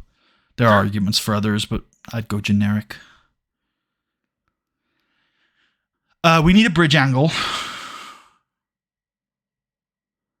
Mick Foley says it's the fall blowout sale. Cool. Oh yeah, did I dream this, or did you send me a bunch of SmackDown Your Vote videos? I did, from 2010. I need to look at those. It was 2010, and they're talking about the UK election. Holy fuck, Nick! I know. I was like, were they involved? Were they in on Clagamania? I was just like, holy fuck, man! They really just, this is election interference live. Yeah. I forget where I posted that, but yeah, no, it's like John Cena. There's a Kofi Kingston one. There's a Christian one. They all just say the exact same thing, where they're like, "This is your last chance to have your voice heard on issues that matter to you." And I'm like, that's the most nothing sentence I've ever heard in my life. Damn. So really, if we trace it back, I think we can all say that WWE is partially responsible for Brexit. Probably. Yeah. All right, coming down to the ring in his fine suit and sunglasses is the superstar, the Raw's biggest superstar, the Animal, Batista. And he gets into the ring, takes off his sunglasses, but since he's come to Raw, Batista's been like very, very upbeat. He's always been smiling at the crowd. He's always been trying to get people into it, hyping them up, all that. Batista looks a little perturbed. He doesn't look happy. He's not even putting on a pretense for these Austrian fans tonight. He kind of tucks his sunglasses into his suit neck, and then or his shirt, I guess, and then he grabs a microphone. And he hangs himself, this sounds weird, he hangs over the ropes. He just sort of leans over the ropes, microphone lazily in his hand. And then he looks directly into the camera, and he says, Charlie Haas, hold on a second, let me just ban this bot from stream. Charlie Haas, based. Charlie Haas, what's he doing? Just spamming like view bot links and stuff like that. Oh, we should get one of those. That would be a good investment, I feel like. I mean, feel free with with your the money you get from your gainful employment to go ahead and invest. Real. Yeah. Okay. Batista, he looks into the camera. He says, Charlie Haas, you've had a lot to say over these last few months about me, about the way I live, about the way I work.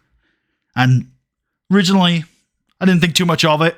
You annoyed me a little, but to be honest, I didn't really think much about you. You didn't really occupy much of my time. You were a distraction, a pesky irritation in an otherwise successful year for me. But you're persistent. I'll give you that.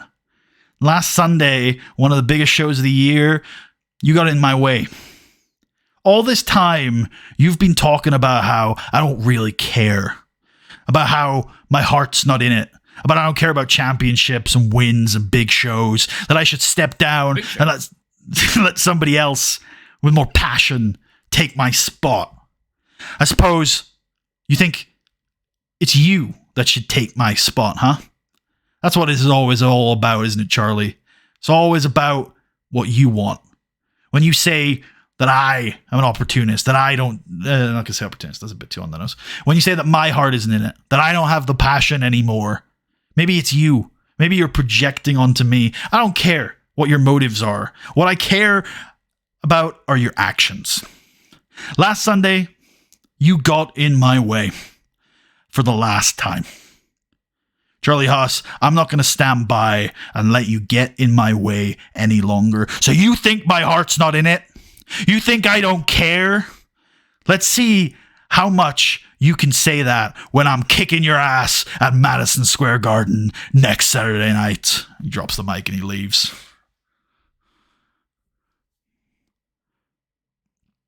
Your character, so more than ever, alterations, additions.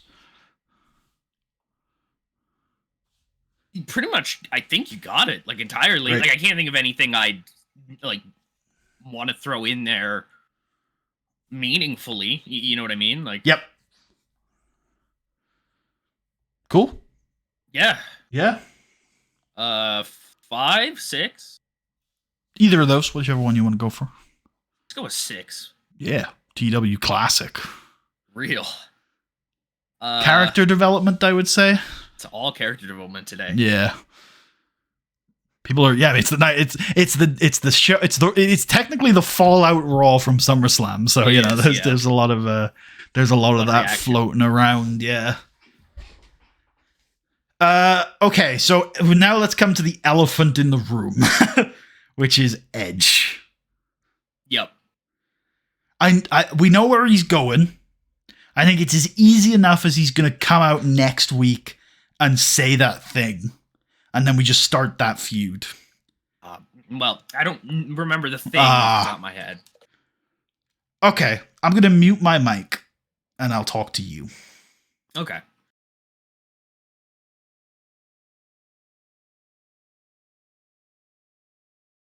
Oh, right. Yeah, okay. Yeah, okay. It's that one. Yeah. Yeah, I gotcha. All right, I'm back.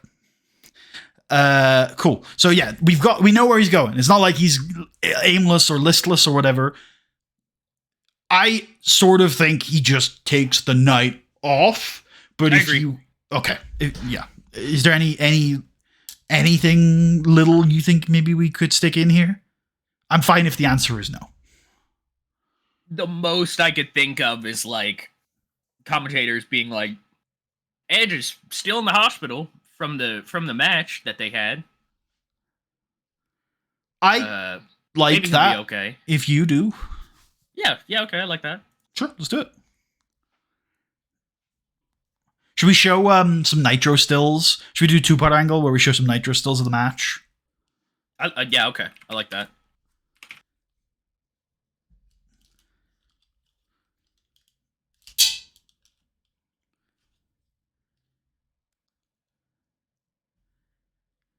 By the way, if I had nothing, just for the record, if I had nothing on tonight, I would be totally down to do a long ass stream. But because I have a few plans, I had like 2 hours carved out for this. Okay, yeah, no, you're good. No worries. Cool.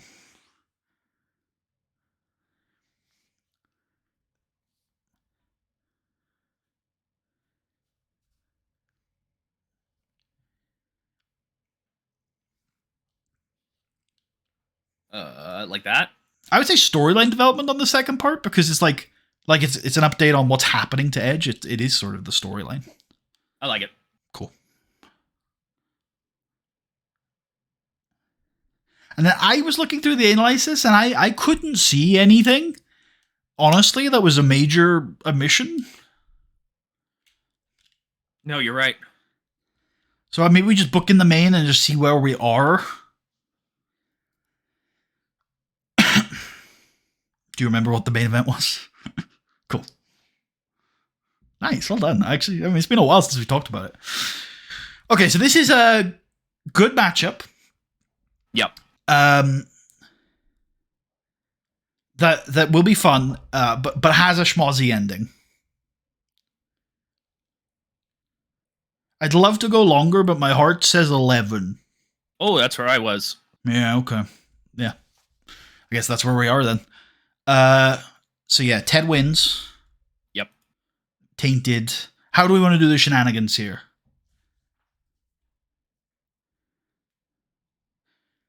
Oh, fuck. What am I drawing a blank on what this is supposed to be? Oh, wait, no. This is... Wait. Probably brass knucks. Oh, it's just a cheating. Okay. Sorry, walk me through your thinking because it might be useful. I thought somebody was running in here. I don't know why, but I have something in my head where... Well, Cody Rhodes is here. Yeah, no, I had something... I don't know. It was weird. I remember you saying something at some point. But I do literally... We've done a lot of run-ins lately, so I probably have been talking about run-ins. I just mean... we have literally just done the thing that I thought we were going into, which is interesting. I've it's been a long time since I've maybe ever if I've done that like that crazily where I you mean thought we did a match at SummerSlam that you thought we were building to? Is that what you said? Is that what you said? Yeah. We did a match at SummerSlam that I thought like, okay, now we start the build to this, and it's like it's already done actually. I'm in 2009. You're in 2007. yeah, like literally. Okay, now we got to start building the Chavo Guerrero Money in the Bank cash in. All right, sounds good. Cool. Yeah, Orton can get attacked by, not as the finish though, I think. Oh yeah, no, you're right. There. I think he'll be involved with it, but yeah, I'm struggling to put together a compelling sequence of events here, but I think it will be like a prolonged period of bullshit into like Ted hitting him with the brass knucks. I had an initial idea, and then I decided maybe we shouldn't do this because we've not done the money stuff with Ted necessarily. Yeah. When you were first like, there's some shenanigans, I was like, he pays off the ref to quick count. Yeah, no. So I think it's a good idea. I think it's one where we'd have to be. I'd like to save that for when we're more like playing into the money stuff. And two, I think we'd want to build to it a little bit. Like it'd have to be a big match. We'd have to get an interview with Ted where he's like shockingly confident for some reason, and then maybe even an angle where Ted pays off a shady guy in a hoodie or something. But that might be a bit too far. But there you go. Yeah, no, I got you. Cool. Do you have anything more than so? My pitch for the finish here was a prolonged period of bullshit leads to Ted smacking Orton with the brass knucks and then pinning him. I like it, honestly. Like, cool. Yeah. Do you want to throw any other like interference notes on this, or who else did you have in mind? I don't. That's why I was asking. Just because you were like, there's a prolonged period of bullshit. Oh yeah, but who else would be here? I don't know. Okay, then you pitched it, man. No, I'm kidding. Well, the prolonged period. So I guess that's a good point. The prolonged period of bullshit is like Cody's getting involved, then he's not getting involved. Maybe he fights Orton, and then Orton kills him, and then Ted gets slipped the knucks. Maybe there's like like I said, I said at the outset, I am struggling to construct this series of events in a compelling way, but I think we can all sort of imagine our own sequence of bullshit from over the years.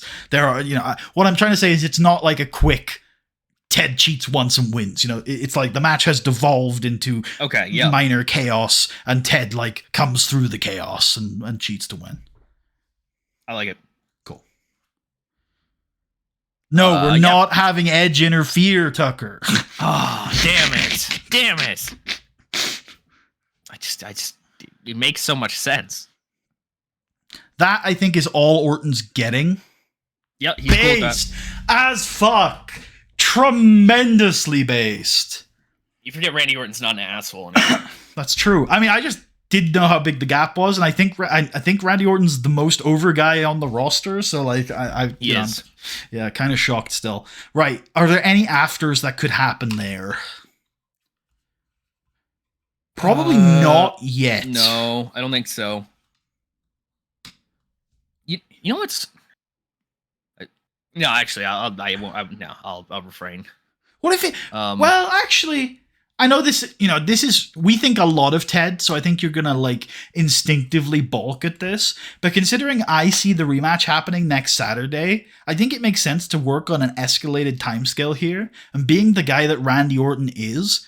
So here's the angle. Ted's gloating. He gets rid of the brass knucks. Cody's battered and bruised. He gets in the ring to celebrate with Ted. Ted's being like super. He's like, oh my God, it's be Randy Orton. He's so happy. He's so excited. He's lifting the United States Championship. He turns around. He gets RKO'd. I like it.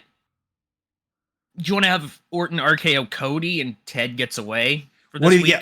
What if Ed? I think I like that permutation. What if? I was about to say, what if Edge? Oh God. No. I don't know I don't know which word got stuck in my head, but it wasn't Edge. Okay.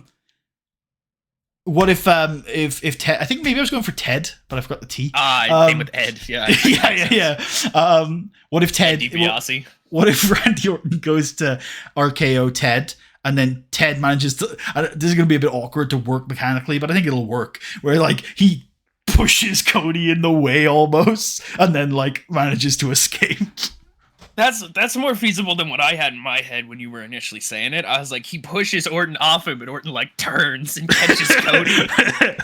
No, but like they're both like, because in my head, like Cody is hanging on to Ted, right? Because he's like hurt, and then like as he sees Orton, he like immediately flinches, and Orton manages to catch Cody instead, and Ted manages to like run away. Yeah, no, I like it. He just like pulls him in front of him, essentially. Cool. I realize also we're sort of building material for Cody Rhodes to eventually be pretty bitter about this whole experience. I think that's not unintentional. Okay. I don't think so, at least. Well, considering that it's at least unintentional on my end, it's sort of up to you whether it is or not, because you're the other booker. So if it's unintentional for you, then you would know. It's not unintentional. Great. Yeah, that's the best I could do for it. Cody Rhodes victim, Ted DiBiase, non-speaking appearance. Yep.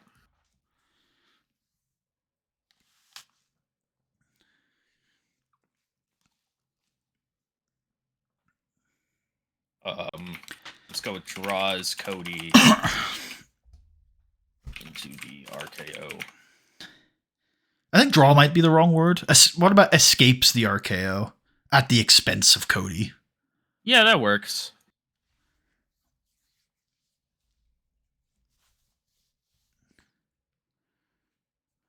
What? How did you say it? I said at the expense of Cody, but maybe At most the succinct. expense of Cody. What about a most succinct way would be at Cody's expense? I like it. Yeah.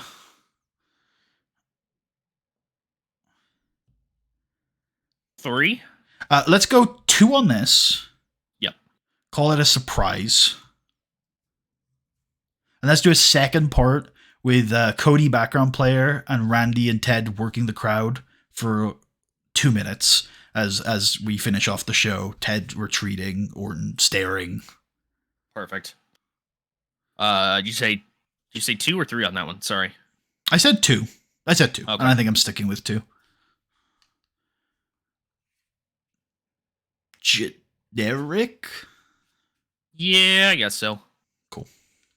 I think by your This own is a logic surprise. with the going, I think by your own logic with the going to commercial thing, it should be teas. But No, because we're so I can explain this. Let's see if I can do it in good words though. The thing about the going to commercial thing is that you know exactly what you're getting, and it's literally right now.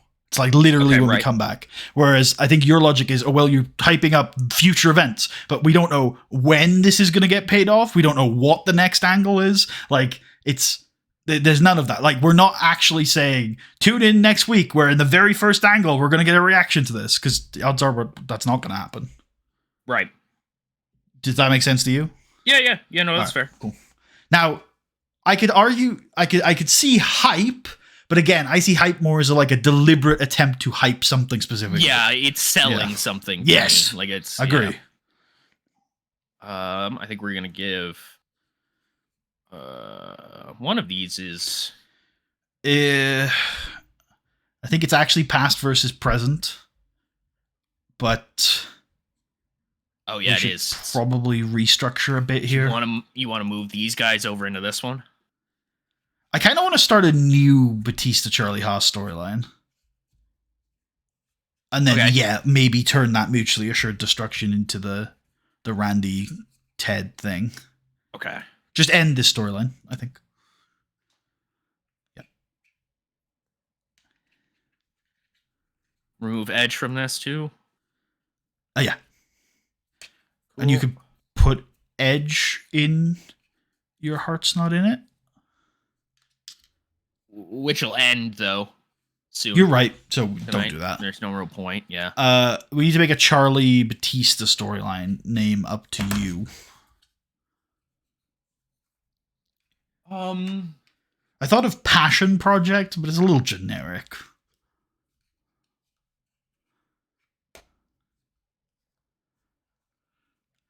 Something about obstacles and removing them.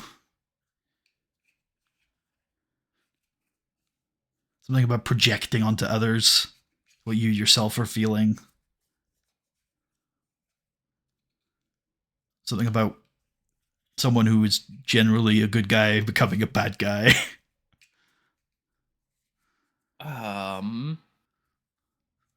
What about? Ooh, what about cashing out? I like it. Yeah, okay, cool.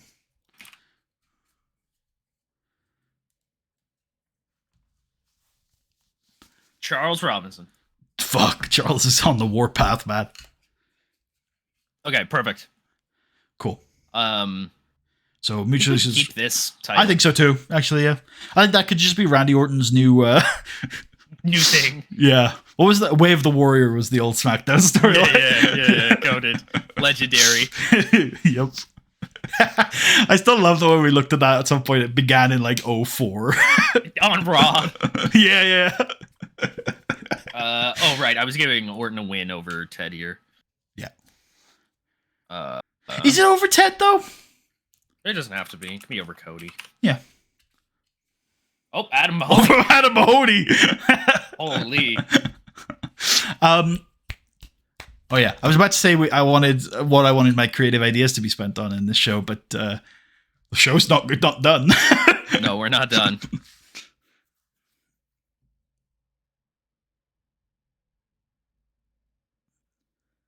Tommy Dreamer content time. Yeah, okay. You got any? Who can he fight? Well, I've got some fluff.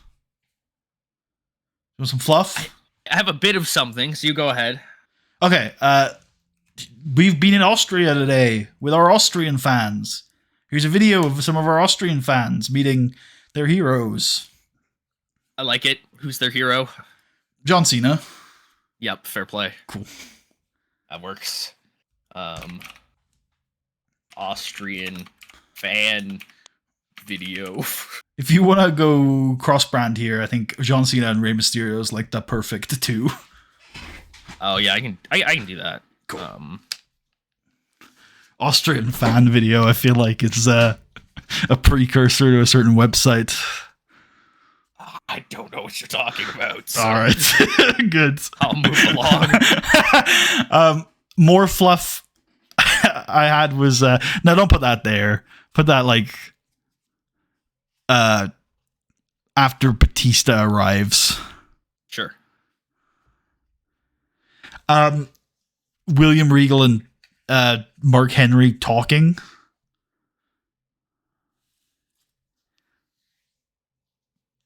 About things. Yep, I love it. Cool. Regal and Henry discuss topics. Yeah. All timer. That's 2 minutes. Yeah. Again, don't put that towards the end of the show. Let's sully our good finale with it. After Melina's not surprised, motherfuckers, maybe. Oh, I like it. Yeah. And then, oh shit, I had it. John Morrison and The Miz talking. Oh, yep, I like it. About how, he achieved his destiny and you can too if you just look to the skies at night for guidance. Or attend some of his stargazing classes that he's starting. Question mark? I like it. Cool. 2, 3. Those are good options. Oh shit, man! Come on. 3. Need 3. to fill some time. Understood. Character development, because I feel like every fucking time John Morrison talks, we learn more about this fucker. True. Miz is asking to be unscripted. Unscripted. Huh. This should be definitely after the house show highlights, which is like the first 3 angles. That's easy. What about this is towards the end of the show, but I think this angle is going to do quite good. What about before the Edge recap? Okay, yeah, that's fair. Okay. Yeah. So weirdly, when I was looking at Tommy Dreamer stuff, I was like, well, he can fight Joey Mercury. Yeah. They were both in ECW. Uh-huh. Joey Mercury was so young when he got into ECW. Now that his career has kept going, he's sullying the name. That makes Tommy Dreamer the heel. What if instead seeing Joey Mercury as a fully grown man makes Tommy Dreamer feel old? That's fucking awesome. I'm old. And he takes that. Like, I feel like this should, I don't know, this is too subtle for this level of storyline, but I feel like it should start without that beat. And so it's like Tommy Dreamer is saying some shit. Maybe it's the thing you were saying about he's sullying the name of ECW. But as we progress through the storyline, we realize that he's just using that as an excuse because he feels old. That's great. Cool. That's great. So maybe Joey Mercury getting interviewed by Amy Weber. And then Tommy Dreamer's like, how dare you be alive? Real, how dare you? Okay, this feels like 2 segments. Sure. 1 minute on a single minute. Yeah, maybe 2 minutes on the other one.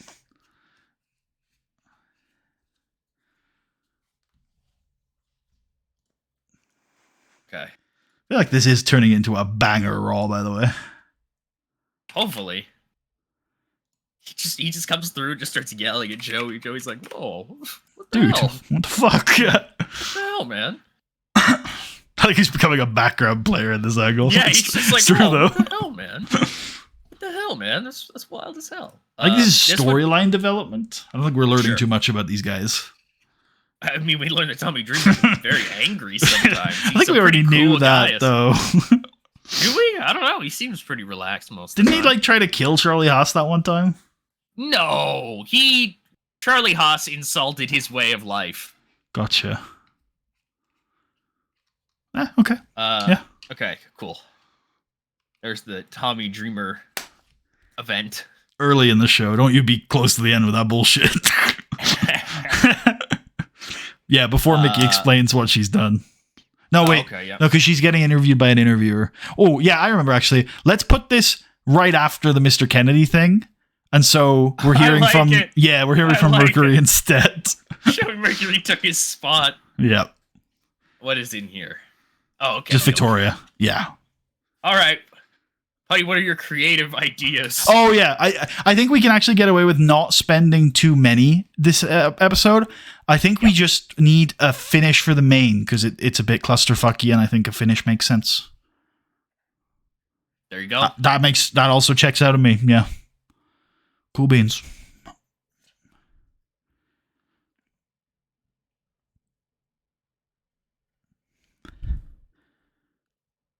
Wrestling. You ready to run? Let's do it. Cool beans. Raw intro. The lowest Raw intro of all time. We're in Austria. Oh, you're right. You're right. You're right. See? Look at this guy. I regret what I've said. 97. Superstar. 97 working the crowd. Holy fuck. Okay. He's got 60 overness, Tucker. Oh, boy. He's... We're a megastar. Yeah, we've actually found our Renaissance man. Just like in real life, nobody can understand it, but he's over as fuck. Why would you say it like that? Why can you not say it like Renaissance? Why do you have to put Renaissance in my fucking brain? Oh, We're entering a Renaissance. He's broken away from past. He's his own man. What's old is new again. He wears the flag again, damn it. Kind of based. He is the Renaissance man. I don't know that is a pronunciation I've used most of my life. I don't know whether it's an Anglo pronunciation. It's got to be like regional or something. Or if it's maybe it is an Italian pronunciation of it. I think it might be. The word is, I believe, Italian for rebirth. But I might, yeah. People in the comments, let me know. Renaissance, I've heard it. Where does it come from? That's the way I've always pronounced it. Although I absolutely recognize that I've heard a lot of, what did you say? Renaissance? Renaissance, yes. Renaissance, yeah. I've heard that a lot as well, but Renaissance is how I've always said it.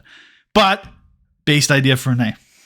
It's probably an old world, new world thing. I don't know if we've had streams since then as well, but I want to say my thoughts go out to Renee. I hope he's doing okay. Yeah, no, same. Hopefully everything's okay there. Yeah. Yep. Yeah. I put a real downer on things, damn it. Sorry. All right, we've got our main event. It's Randy Orton. It's Ted DiBiase Jr. Yeah. We get house show highlights. These two teams going back and forth. These two teams. Samoa Nice. Crew beat Murdoch and Cade with the deconstruction site. They deconstruct. They're not building. They're a wrecking crew. They're tearing it down. Yeah. Break the. Oh, is Jericho gonna join? Oh my God! It's Chris Jericho. Yeah, Mickey James talks. This happened an hour ago. Go back and listen to it. It did. Yeah, man, whatever this was, fuck. Hold on. I might be able to get to it. Ah, damn it, I thought I muted myself. That's gross. Nope. All right. Unlucky. Fair enough. That might have been the final night of the Rumble, or the SummerSlam replay, the Rumble replay. Yeah. Yeah.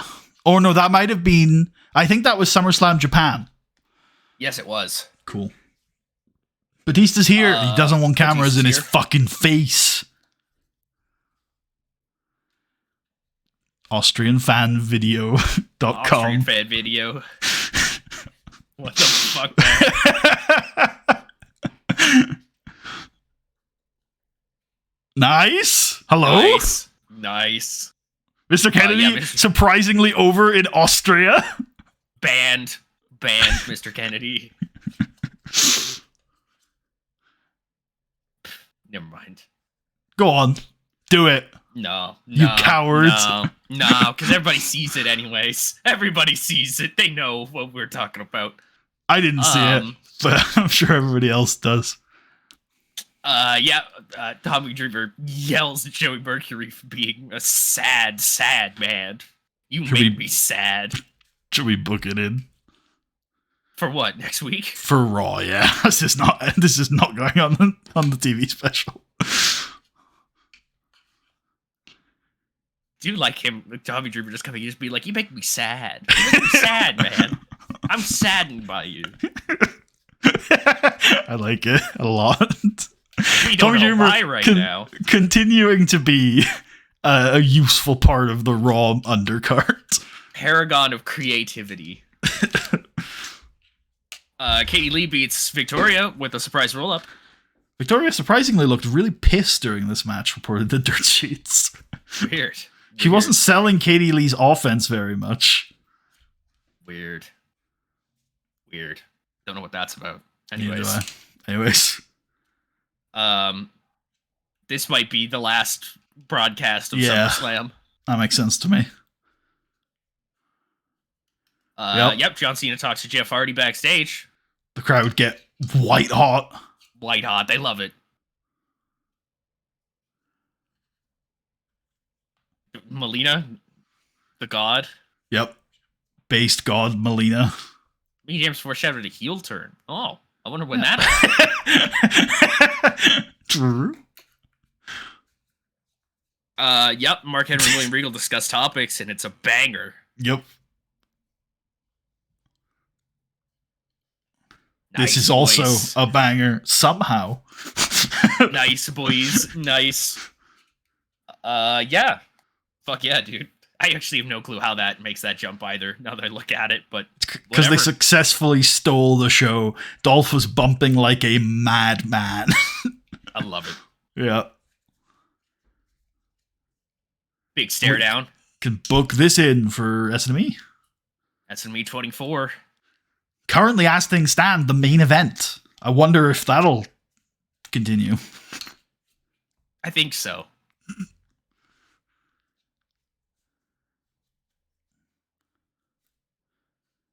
It's the fall blowout sale. We got all your summer apparel 50% off. We got your winter apparel 25% off because that shit's coming. It's gonna be cold. We got your fall apparel isn't a thing, so go fuck yourself. Can I give Ryland some credit here for a very realistic simulation?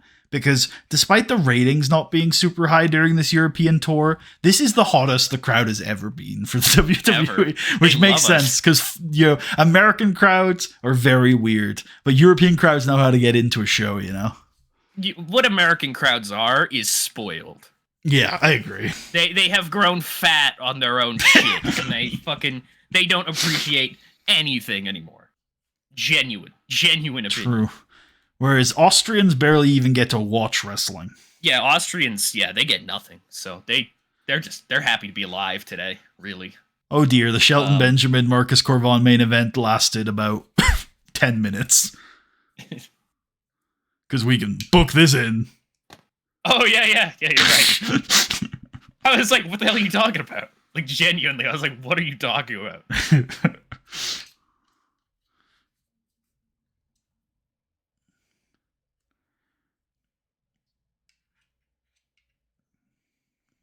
You got any kind of ideas for the SME 24 name? This does really well. I thought I for these two did. I don't think you're acknowledging how good these two did. No. Yeah, fantastic. You don't get to go, hey, do you have any ideas for this? No, and then be like, why are you paying attention? No, you're entirely right. You're entirely right.